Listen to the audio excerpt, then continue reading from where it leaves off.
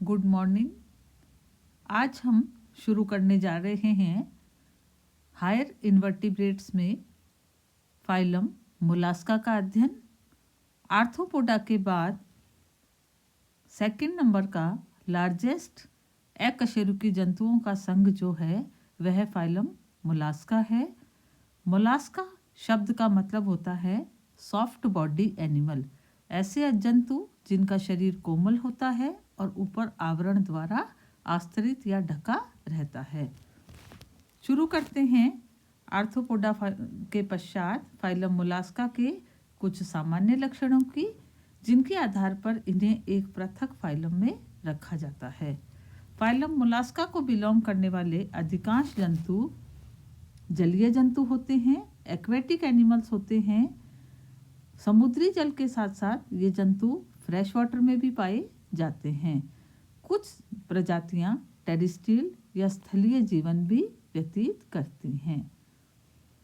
मोलास्कन animals जो होते हैं, इन एनिमल्स में बाइवेल्व शेल यानी कि द्विकपाटी कवच उपस्थित होता है। कभी कभी ये सिंगल वाल्व का भी होता है, यूनिवॉल्व भी होता है। और सॉफ्ट बॉडी एनिमल जो होता है वो शेल के अंदर बंद रहता है। Third point, they are triploblastic animals. Triploblastic जैसे कि इस टर्म को हम बार बार इस्तेमाल कर रहे हैं हायर नॉन कॉर्डेट्स के संदर्भ में, त्रिजनन स्तरीय भ्रूणीय अवस्था के दौरान जंतु के अंगों का विकास 3 जनन स्तरों द्वारा होता है, जिन्हें एक्टोडर्म, एंडोडर्म तथा मीजोडर्म के नाम से जाना जाता है। दूसरा पॉइंट, सिलोमेट एनिमल्स यानी कि देहगुहा, वास्तविक देहगुहा सिलोम उपस्थित होती है। और इसके साथ साथ क्योंकि हायर इन्वर्टिब्रेट्स हैं या हायर नॉन कॉर्डेटा के जंतु हैं, शरीर में ऑर्गन सिस्टम लेवल का ऑर्गेनाइजेशन या शारीरिक संगठन पाया जाता है। Tube with in A tube body plan, bilateral symmetry उपस्थित होती है। और यहाँ पर गैस्ट्रोपोड और उसके साथ साथ कुछ अन्य जंतु होते हैं जिनमें सिमेट्री जो होती है वो किसी वजह से डिस्टर्ब हो सकती है। डेवलपमेंट के दौरान कुछ भ्रूणीय परिवर्तनों के कारण ऐसी अवस्थाएं होती हैं। और कुछ प्रजातियां जैसे कि ऊपर दिया गया है, gastropod and some cephalopods, they are asymmetrical animals. लेकिन अधिकांश जंतु जो होते हैं वो द्विपार्श्व सममित होते हैं। जंतुओं में असममिति का कारण जो होता है वह एक विशेष टर्म जो यहाँ लिखी गई है जिसे टॉर्शन कहा जाता है। टॉर्शन घूर्णन, ऐंठन की प्रक्रिया, इसका विस्तृत विवरण हम आगे पढ़ेंगे। बॉडी ऑफ मोलस्कन्स इज अनसेगमेंटेड, खंडों में विभाजित नहीं होता है। कुछ प्रजातियां जो होती हैं वो खंडों में विभाजित शरीर लिए हुए होती हैं। नियोपाइलिना इसका एग्जाम्पल है। और इम्पोर्टेंट पॉइंट, शरीर के अंदर एक विशेष संरचना उपस्थित होती है जिसे मेंटल कहा जाता है। मेंटल या प्रवार की उपस्थिति यहाँ पर फाइलम मोलास्का का विशिष्ट लक्षण है। मेंटल जो होता है ये बॉडी वॉल की एक आउटग्रोथ होती है और इसमें अंदर की तरफ आंतरांग या अंगों को ये अपने अंदर बंद करके रखती है। और मेंटल और विसरल मास यानी कि बॉडी के जो जनरल ऑर्गन्स होते हैं वो इस मेंटल कैविटी के अंदर बंद रहते हैं। इसके बारे में भी हम आगे विस्तृत अध्ययन करेंगे। बॉडी का डिवीज़न, यहाँ पर जंतुओं के शारीरिक विन्यास, शारीरिक विभाजन जो होता है वो सामान्य आर्थ्रोपोडा और अन्य जंतुओं से थोड़े भिन्न प्रकार का होता है। शरीर मुख्य रूप से हेड रीजन, विसरल मास, आंतरांग पुंज तथा फुट में डिवाइडेड होता है। हेड रीजन सिर वाले भाग के ऊपर माउथ उपस्थित होता है।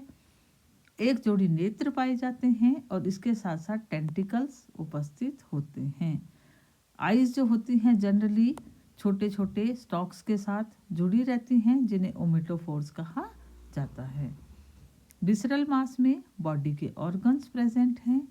हेड और विसरल ऑर्गन्स जो होते हैं, वेंट्रल मस्कुलर फुट जो होते हैं पास पास पाए जाते हैं। फुट यानी चलनांग, लोकोमोटरी ऑर्गन के रूप में यहाँ पर ये ऑर्गन प्रेजेंट होता है जो चलने के लिए, छूटने के लिए, स्विमिंग के लिए और फूड कैप्चरिंग के प्रोसेस में मदद करता है। अब आगे बढ़ते हैं फिजियोलॉजिकल सिस्टम। सबसे पहले पाचन तंत्र की बात। डाइजेस्टिव सिस्टम के हिसाब से फाइलम मोलास्का के जो जंतु होते हैं इनमें जीआईटी, गैस्ट्रोइंटेस्टाइनल ट्रैक्ट या आहार नाल, एलिमेंट्री कैनाल कंप्लीट होती है, पूर्णतया विकसित प्रकार की होती है, कॉम्प्लेक्स होती है और जगह जगह सिलेरी ट्रैक्ट उपस्थित होते हैं। माउथ, आहार नाल का प्रथम भाग, एक विशेष संरचना यहाँ उपस्थित है रेडुला, हाईलाइटेड जो यहाँ पर है रेडुला, ये भी फाइलम मोलास्का में पाए जाने वाला एक विशिष्ट अंग है जो माउथ में प्रेजेंट होता है।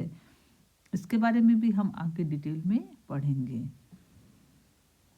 इसके साथ साथ आहार नाल का अंतिम सिरा एनस मेंटल कैविटी में ओपन होती है।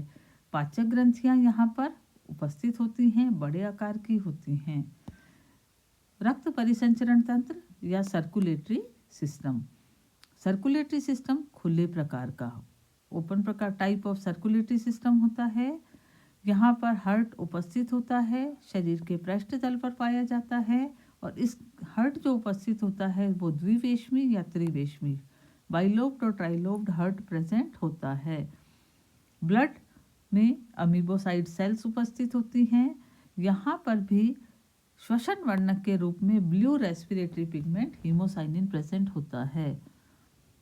श्वसन प्रक्रिया, रेस्पिरेशन का जो प्रोसेस होता है उसको संपन्न करने के लिए यहाँ पर जंतु के पास गिल उपस्थित होते हैं क्योंकि ये जलीय जंतु हैं। इसके साथ साथ कुछ और छोटी संरचनाएं भी श्वसन क्रिया में मदद करती हैं। उत्सर्जन या एक्सक्रीशन के कार्य को संपादित करने के लिए नेफ्रिडियाज किडनीज उपस्थित होती हैं। यहाँ पर पाए जाने वाले किडनीज जो होती हैं उनको शारीरिक संगठन की दृष्टि से या संरचना की दृष्टि से वर्टिब्रेट किडनी के साथ भी कंपेयर किया जाता है। संख्या अलग अलग होती है। अलग अलग जंतुओं में किडनीज को अलग अलग नामों से जाना जाता है। फॉर एग्जांपल ऑर्गन ऑफ बोजिनस और कैबर्स ऑर्गन्स जो हैं वो यहाँ पर किडनी या नेफ्रिडिया को ही रिप्रेजेंट करते हैं।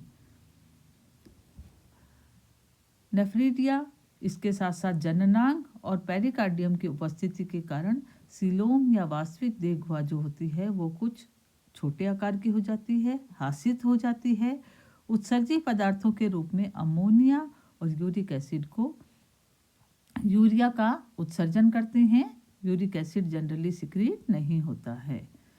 नर्वस सिस्टम टिपिकल टाइप का, यहाँ पर सर्कम ओइसोफेजियल नर्व रिंग, इसके साथ साथ बहुत सारे गैंग्लियन तंत्रिका गुच्छक उपस्थित होते हैं।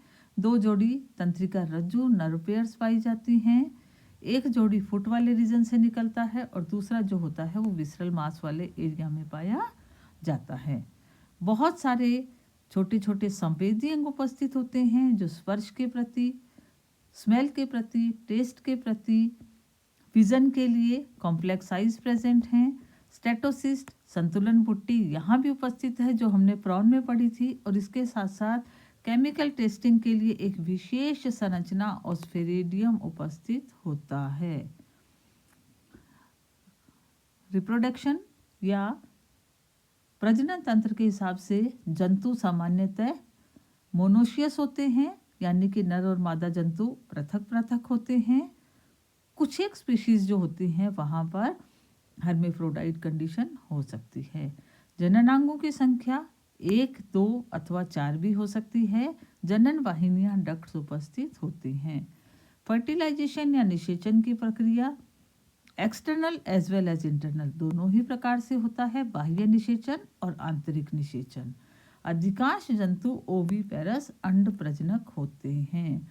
यहाँ पाए जाने वाले अंडे जो होते हैं उनमें कई प्रकार का क्लीवेज या विदलन की प्रक्रिया पाई जाती है। अप्रत्यक्ष परिवर्धन इनडायरेक्ट डेवलपमेंट की प्रक्रिया में पाए जाने वाले लार्वास जो होते हैं उन्हें ट्रोकोफोर लार्वा और वेलिगर लार्वा के नाम से जाना जाता है। अन्यथा डायरेक्ट डेवलपमेंट भी पाया जाता है।